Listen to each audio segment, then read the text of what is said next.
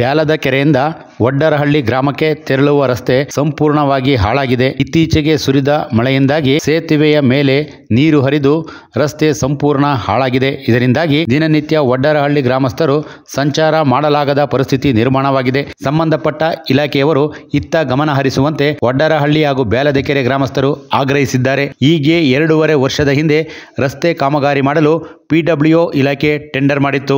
ಕಾಮಗಾರಿ ಪ್ರಾರಂಭಿಸಲು ಶಾಸಕ CN ಬಾಲಕೃಷ್ಣ ಪೂಜೆ ನೆರವೇರಿಸಿದ್ದರು ಎಂದು ವಡ್ಡರಹಳ್ಳಿ ಗ್ರಾಮದ ಮುಖಂಡ ಮೋಹನ್ ತಿಳಿಸಿದ್ದಾರೆ. ಆದಷ್ಟು ಬೇಗ ರಸ್ತೆ ಕಾಮಗಾರಿ ಪ್ರಾರಂಭಿಸಿ ವಡ್ಡರಹಳ್ಳಿ ಹಾಗೂ ಬ್ಯಾಲದಕೆರೆ ಗ್ರಾಮಸ್ಥರಿಗೆ ಅನುಕೂಲ ಕಲ್ಪಿಸುವಂತೆ ಸಾರ್ವಜನಿಕರು ಮಾಧ್ಯಮದ ಮೂಲಕ ಒತ್ತಾಯಿಸಿದ್ದಾರೆ.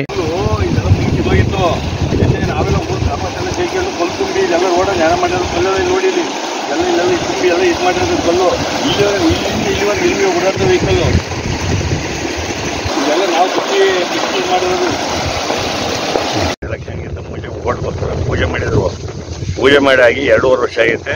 ಆ ಕಾಮಗಾರಿ ಯಾವುದೂ ಒಂದು ಕೆಲಸನೂ ಕಂಪ್ಲೀಟ್ ಆಗಿಲ್ಲ. ನಮ್ಮೂರಲ್ಲಿ ಓಡಾಡೋಕ್ಕೂ ತೊಂದರೆ ಆಗೈತೆ. ಗುಂಡಿ ಬಿದ್ದು ಎಷ್ಟೋ ವೆಹಿಕಲ್ ಬಿದ್ದೋಗಿವೆ. ಸ್ಕೂಲ್ ಬಸ್ಗೆ ತುಂಬ ತೊಂದರೆ ಐತೆ. ಎಲ್ಲದಕ್ಕೂ ತೊಂದರೆ ಆದ್ರೂ ಶಾಸಕರು ಗಮನ ತಗೋದಿಲ್ಲ. PWD ಇಂಜಿನಿಯರು ಇಲ್ಲಿವರೆಗೂ 2.5 ವರ್ಷ 3 ವರ್ಷ ಐತೆ. ಟೆಂಡರ್ ಕರೆದು ಈಗ ಕ್ಷಣದವರೆಗೂ ಕೆಲಸ ಕಂಪ್ಲೀಟ್ ಮಾಡೋಕ್ಕಾಗಿಲ್ಲ ಅವ್ರ ಕೈಲಿ.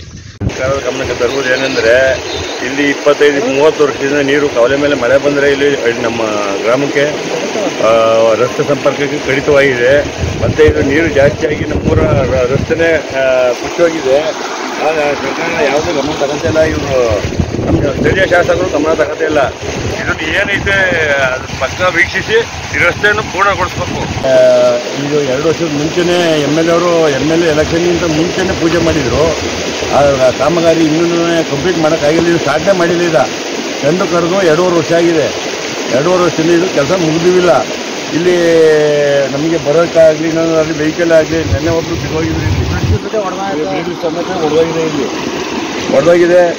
ಓಡಾಡೋಕ್ಕೆ ಸಂಪೂರ್ಣ ತುಂಬ ತೊಂದರೆ ಆಯ್ತಿದೆ. ಸ್ಕೂಲ್ ಬಸ್ಗಳಿಗೆಲ್ಲ ತುಂಬ ತೊಂದರೆ ಆಗ್ತೈತೆ. ಸ್ಕೂಲ್ ಮಕ್ಕಳು ಬಸ್ಗಳು ಹೋಗ್ದಲೆ ಬೇರೆ ಕಡೆ ಕಲ್ಸಿನ ಕಡೆಯಿಂದ ಹೋಗ್ತಾ ಇದ್ದಾವೆ. ತುಂಬ ತೊಂದರೆ ಐತೆ. ಬಿಡಿದ ಜೊತೆ ಹೊಡೆದೋಗಿದೆ.